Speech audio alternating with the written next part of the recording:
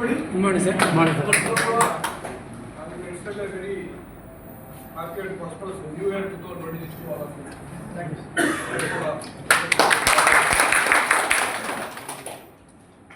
మన ఎంప్లాయీస్ అందరూ కూడా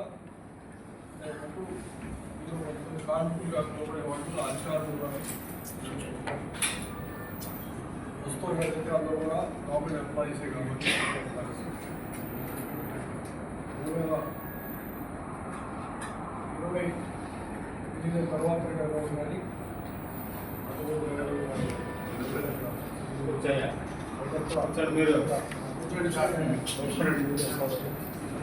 లాస్ట్ టైము మన రిటైర్డ్ ఎంప్లాయీస్ అయితే సర్వింగ్ ఎంప్లాయీస్ అయితే హైదరాబాద్లో ఉంటున్న వాళ్ళకి డిస్పెన్సరీ సదుపాయం లేదంటూ మీటింగ్ స్టార్ట్ చేశాం.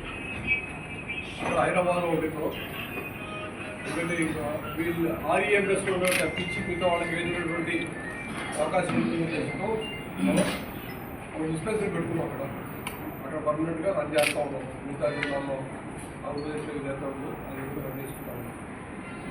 అదే ఆర్ఈఎంఎస్ స్కీమ్ మొదటి నుంచి ఉంది కాబట్టి ఆ స్కీమ్లో భాగస్వాములైన వాళ్ళందరూ కూడా ఆ స్కీమ్ ప్రకారం అన్ని కూడా మనం చేస్తూ ఉంటాం.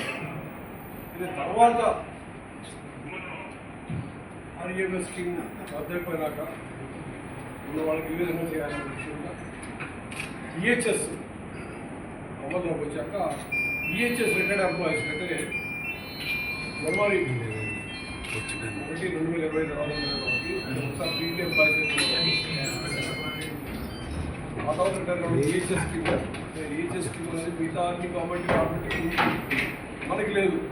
మనకి ఎందుకు లేదా అంటే మనకి మిగతా గవర్నమెంట్ డిపార్ట్మెంట్స్లో సిఎఫ్ఎంఎస్ ద్వారా పెన్షన్ వస్తుంది. మనకి సిఎఫ్ఎంఎస్ ద్వారా పెన్షన్ వచ్చే అవకాశం లేదు కాబట్టి ఈహెచ్ఎస్ స్కీమ్ లేకపోవడం అది మన ప్రభుత్వ దృష్టికి తీసుకెళ్ళడం మాట్లాడినాక తర్వాత రిటైర్ ఉండదు. అంటే మీరు కాదు, పాత రిటైర్ ఉండడం కాకుండా తర్వాత రిటైర్ ఉండదు. ఒక్కసారి లంసమ్ అమౌంట్ కట్టే దాని ప్రకారం చేస్తామని చెప్పి దాన్ని కూడా మొదట్లో కొంత డిలే అయింది. మొత్తం మీద అది అప్లోడ్ చేయడం జరిగింది. కొంతమంది ఎవరెవరైతే అప్లోడ్ చేశారో వాళ్ళందరూ కూడా కొత్తగా ఈహెచ్ఎస్ స్కీమ్లో వస్తారు. అంటే ఆర్ఈఎంఎస్ స్కీమ్లోనే ఈహెచ్ఎస్ స్కీమ్లో ఒకటి. రెండో విషయం ఏంటంటే టర్మినల్ ఇల్ పేషెంట్స్కి డయాలసిస్ కానీ కిడ్నీ ప్రాబ్లం కానీ ఇంకేదైనా సీరియస్ ప్రాబ్లమ్స్ వాళ్ళకి మందులు ఇవ్వట్లేదు అనేటువంటి ఒక కంప్లైంట్ రావడంతో దానికి సంబంధించి ఈ మధ్య ఒక కమిటీ వేశాము. ఆ కమిటీ మొదట్లో చాలా తక్కువ అవుతుందని చెప్పారు. 30 లక్షలు సంవత్సరానికి చెప్పారు. తర్వాత 80 లక్షలు చెప్పారు. ఇప్పుడు మళ్ళీ 3 కోట్లు 4 కోట్లు అని చెప్పారు. అంతా కమిటీ స్టడీ చేశాను. నా ఉద్దేశం ఏంటంటే నేను ఎప్పుడు కూడా చెప్తాను, health is something very important. అది ముఖ్యంగా 60 ఏళ్ళు దాటడానికి ఇంకా ఎక్కువ వచ్చేస్తుంది. తక్కువ కూడా ఉంటుంది. ముఖ్యంగా 60 ఏళ్ళు దాటిపోయే వాళ్ళకి 79-75 అంటే నిజంగా అదృష్టం అని చెప్పాలి.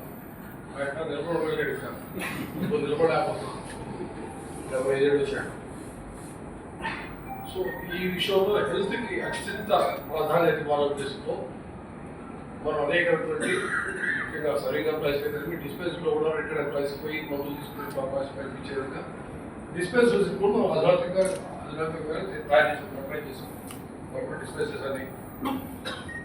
దానికి సంబంధించి ఒక 4 రోజులు రిపోర్ట్ వస్తే ఈ నెలాఖరు లోపే అంటే 20వ తారీఖు ప్రోసెస్ ఆర్డర్స్ ఇచ్చేస్తాము. పేషెంట్స్ ఎవరికి కూడా ఇబ్బంది లేకుండా మందులు మన దగ్గర తీసుకునే అవకాశం, దీనికి ప్రత్యేకంగా మరి మన గవర్నమెంట్ రాసి పర్మిషన్ తీసుకునే అవకాశం లేకుండా మీకు ఎక్కడైతే అవసరం ఉందో అక్కడ మీరు ఇండికేషన్ ఇస్తే డాక్టర్కి ఆ ఎంఓకి మెడికల్ ఆఫీసర్కి, ఆ మెడికల్ ఆఫీసర్ విద్యానగరంలో 3 హాస్పిటల్స్కి కడపలో కొన్ని హాస్పిటల్స్ కలిపి రిక్వెషన్ తెప్పించుకొని అక్కడ గవర్నమెంట్ సర్వింగ్ ఎంప్లాయీస్ అవసరమైన విధంగా తెప్పించేసుకుని మీకు కూడా ఇవ్వదు. ఇవన్నీ రాష్ట్రం ఉందంటే కాగితాలు పెట్టుకుని రకంగా కూడా వస్తాయి. కొత్త పెట్టారు, కొత్త స్కీమ్ పెడతారు. కాకపోతే ఒకసారి అసలు మేము డిస్పెన్సరీ అవసరం రోజే చేస్తాను ఆయన అసలు అప్పుడు మనం చెప్పడం జరిగింది. మిగతా డిపార్ట్మెంట్ 10,000 మాకు పీరియాడికల్ మెడికల్ ఎగ్జామినేషన్ అన్నీ ఉన్నాయి కాబట్టి తప్పదు అని చెప్పండి. ఓకే అన్నప్పటి రెండవది ఒక విద్యార్థులకి కడపై కూడా కడప ఏరియా హాస్పిటల్ రెండు కూడా ఈహెచ్ఎస్కి వర్క్ చేయడం మనం ఆలోచించుకున్నాం. అంటే అక్కడ పోవడం వల్ల అక్కడ మందులు తీసుకున్నాం, అక్కడ చికిత్స తీసుకున్నాం, ఆటోమేటిక్గా ఈహెచ్ఎస్కి వచ్చేస్తాం. మన అంటుకుని ఎప్పుడైతే మన హాస్పిటల్ రెడీ అవుతుంది, మన హాస్పిటల్ చేయడానికి ఒప్పుకోదు. మన హాస్పిటల్ ఈహెచ్ఎస్ అయింది కాబట్టి మనం ప్రూవ్ చేసుకునే అవకాశం ఉంది. అదేవిధంగా మనకి గవర్నమెంట్ ఛార్జెస్ పెంచుకున్నాము. అది మిగతా డిపార్ట్మెంట్ గవర్నమెంట్ అదేవిధంగా మనం కూడా సో అన్ని విధాలు మనం ఏమైతే మనకు అవసరాలు ఉన్నాయో మెయిన్ ఖర్చులన్నీ ఖర్చులు కానీ అవసరాలు తీసుకుంటాము.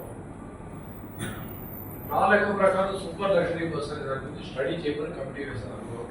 అది వచ్చాక ఎంత భారం పడదు అధికారులు దానికి అదన భారం అవుతుందో చూసి దాని ప్రకారం నిర్ణయం తీసుకోవడం జరుగుతుంది. అప్పట్లో మిగతా ఆరోగ్యానికి సంబంధించిన విషయాలు, హెల్త్ మెడికల్ సంబంధించిన విషయాలు మాకు క్లియర్గా అన్ని చర్యలు తీసుకోవడం జరుగుతుంది. ఇది కూడా కమిటీ వేసాను.